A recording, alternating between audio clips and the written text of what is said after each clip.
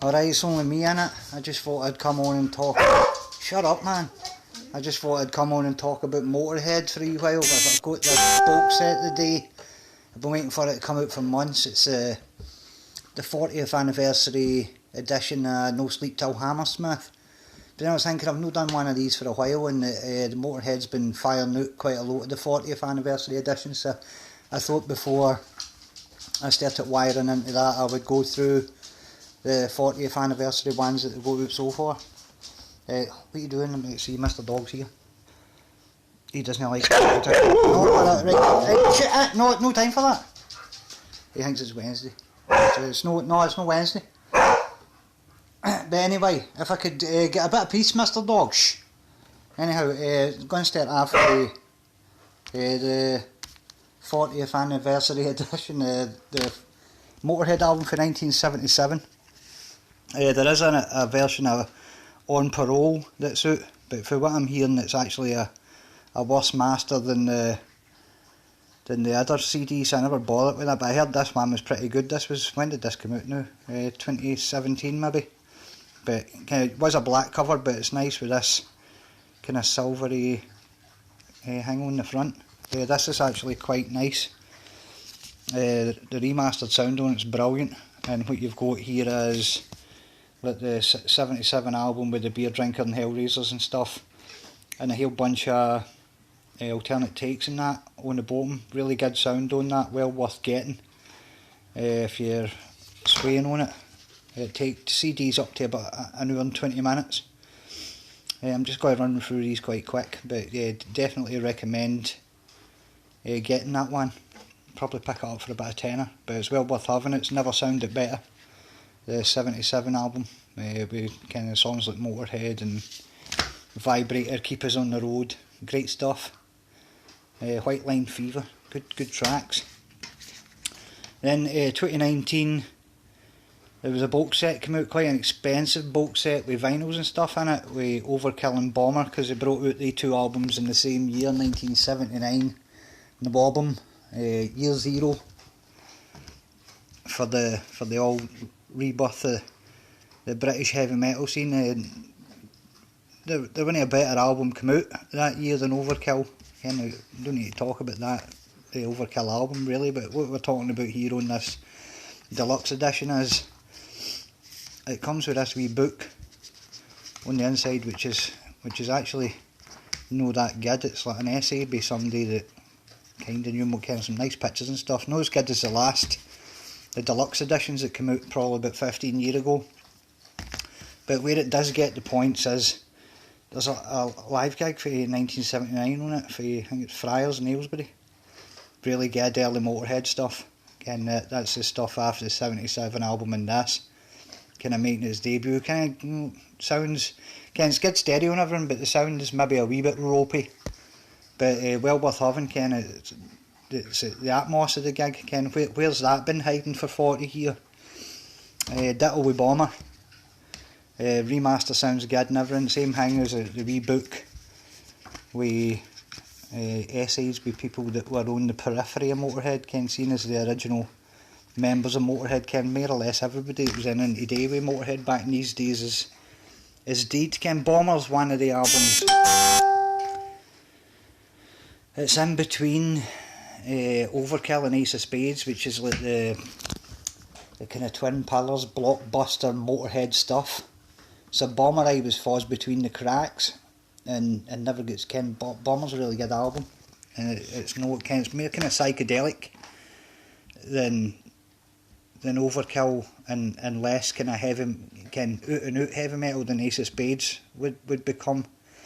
But this one's actually got the highlight. The best live CD that's came out here is a show at Le Mans in November '79, where I think they play like, I don't know, I think it's about 7 songs off of Bomber in the set list, and pretty much after that, when the Ace of Spades came out, the Bomber stuff all disappeared, and it was all the Overkill and Ace of Spades stuff that was in the set for then on and stayed in the set and never left. Ken, that was the backbone of Motorhead's live set for then on. So I mean, this is well worth having. Kind of cracking cracking version of Lawman. We're really kind of like the Aylesbury show and Overkill, really raw, but good stuff. So I would highly recommend getting that. You'd probably pick Overkill and Bomber up for about a tenner as well. Ace of Spades, again, just the same thing as AIM, kind of crap essay in the booklet, but what can you say about the album Ace of Spades? I mean, I used to do my father's boxing with that back in the 80s. And this one's got a live show for the Ace Up Your Sleeve tour, which was the same one as the No Sleep Till Hammersmith album was recorded on, although a slightly different set list. And there's a couple of wee cuts in the live tape somewhere, so I don't know how that managed to pass muster the quality control, but I suppose that's probably all they had. No quite as spectacular as the No Sleep Till Hammersmith recording, and plus there was a box set come out for that, a bigger box set with vinyl LPs, and I can't really pay in it. Who is getting the money for these things, Ken? Because all the guys out of Motorhead are dead now, and I'm pretty sure they didn't have that much of families. So I mean, I don't know who's making the money after these. I kind of grudge paying for these reissues, although I want them just because big fan of Motorhead. And plus, when the Ace of Spades one came out, Amazon sent me an auto rip, and the auto rip wasn't actually for the 2 CD edition, it was for the box set, which has got another live show in it. I think is it Belfast? Was that the Belfast one?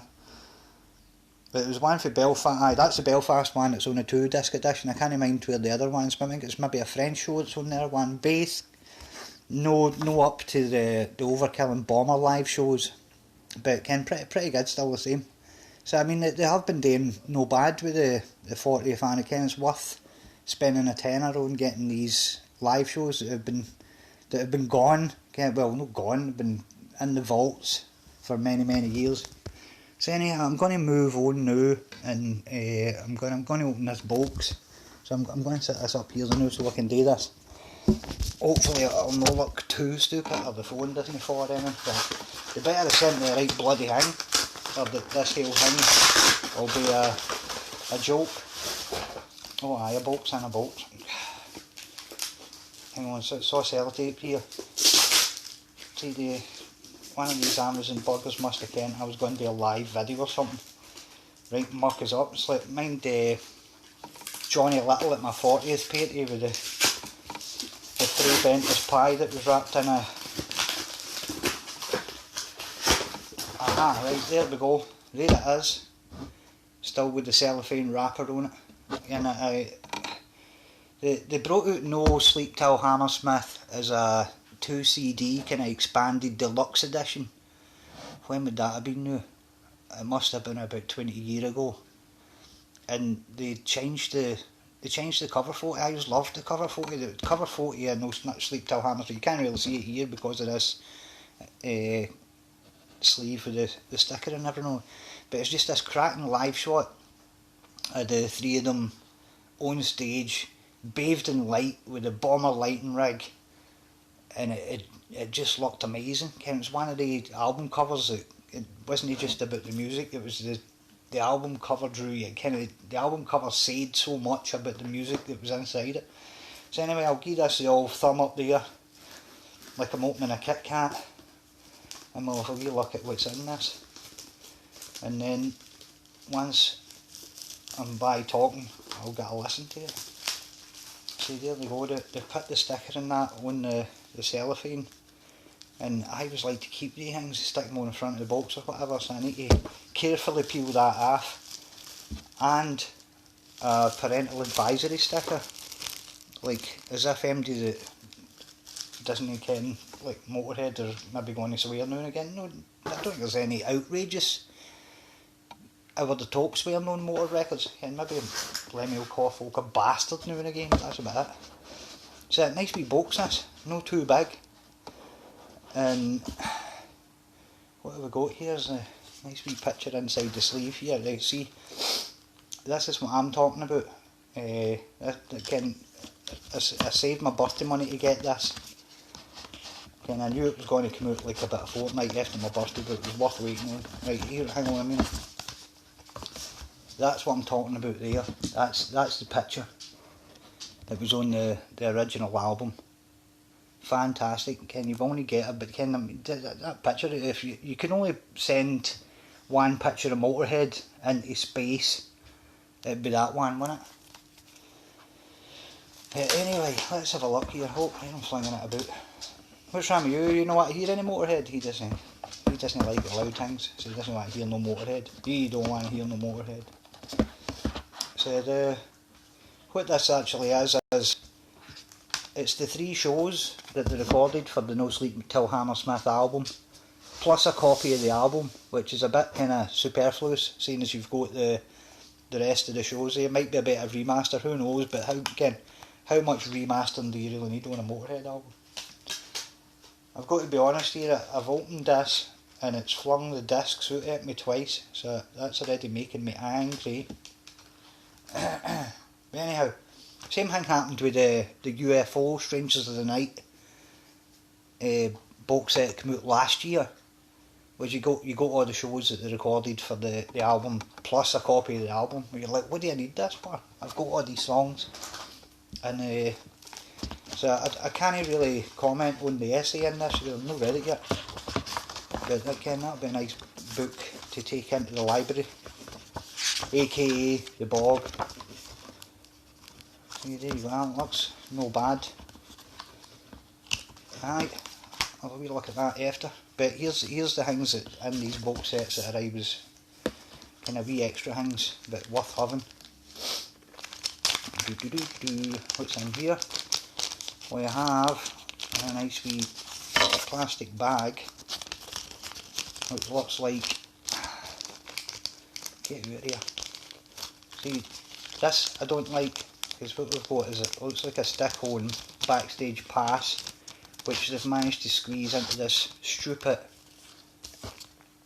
bag, which is barely big enough. I'm not putting that back in there, I'll just lay it in the box, but there you go. Backstage pass for the American tour 1981, which again they were probably playing some right dodgy places. A ticket here for Newcastle City Hall, which is one of the shows there they recorded for the No Sleep Till Hammersmith album. A nice wee Motorhead badge here with a war pig on it, and a Motorhead plectrum, which I'm pretty sure Lemmy would have used a thicker one than that, but that'll be staying in the box. I'll not be using that for nothing. What we got here, a wee flyer thing in cardboard, and this looks like a poster for the Heavy Metal Holocaust gig 1981 at Port Vale. Motorhead, Aussie Triumph, Riot, Frank Marino and Mahogany Rush probably, there's no mention down there, in Vardis, August 1981. How good would that have been? Ken, that's nearly exactly 40 years ago. And where can you get a gig like that? You can't even get a gig like that anymore. And there's a poster on there. Ken, this poster will not be going up. Ken, hell, I'm going to have it anyway, but and that'll just be staying in the box until I croak, and then I don't know, whoever's still alive can do what they want with it. You'd sell it to some Motorhead fan somewhere. So anyway, that's the contents of the box. So I'm very happy with this because I've been waiting for this all week. I will put the ticket and all that back in this wee bag because I don't want to lose it, and the plectrum. But what I would like to know is the Motorhead recorded shows in 1980 for an EP that they brought out called The Golden Years, and none of that's, where is that? Again, probably nobody knows. Like I'm saying, everybody's dead. So again, dead men tell no tales, as the song says. But where are they? Again, cracking versions of Stone Dead Forever and all that. So they must have a show there. I think it was Leeds 1980. One song off No Sleep Till Hammersmith, Iron Horse, recorded on that tour and all. So I mean, they tapes must be about somewhere, but God knows where they'll release them now.